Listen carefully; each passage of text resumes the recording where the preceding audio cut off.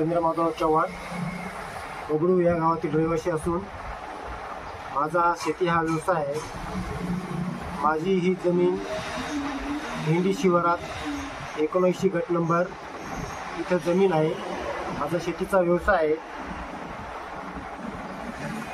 40 ते 50 वर्षापूर्वी शासनाने आमच्या 79 आणि 73 ह्या गट लागून एक ओळ शासकीय ओळ होता। त्या ओळामध्ये शासनाने 40 ते 50 वर्षापूर्वी पाणी आडवा पाणी जिरवा ह्या मोहिमेअंतर्गत या दोघांच्या गटांना लागून एक नाला बिल्डिंग बांधलेला होता। या नाला बिल्डिंगने आजूबाजूच्या सर्व शेतकऱ्यांना च्या विहिरींना त्या पाण्याचा स्रोत होता आणि आम्हाला सुद्धा त्या नाला बिल्डिंगमध्ये पाणी साचल्याचा आमच्या विहिरींना पण त्याचा फायदा होता। पण सदैव नाला बिल्डिंग हा 73 गट नंबर असलेल्या व्यक्तीने तो JCBच्या सहाय्याने उद्ध्वस्त करून सपाटीकरण करून घेतला।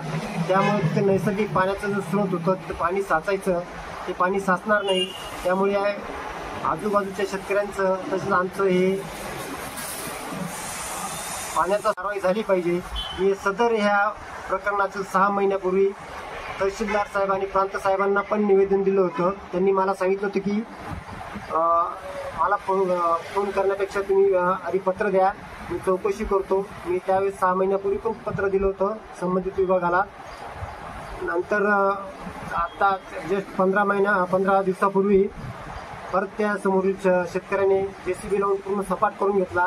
मी परत कळवण येथील मिनी मंत्रालय सर्व ऑफिस एका ठिकाणी असल्या कारणाने तिथं संबंधित सर्व अधिकाऱ्यांना, तहसीलदार साहेबांना, उपविभागीय अधिकारी साहेब, PDO साहेब, डेप्युटी लपा या सगळ्या संबंधित अधिकाऱ्यांना पत्र देऊन त्याची पोच घेतलेली आहे।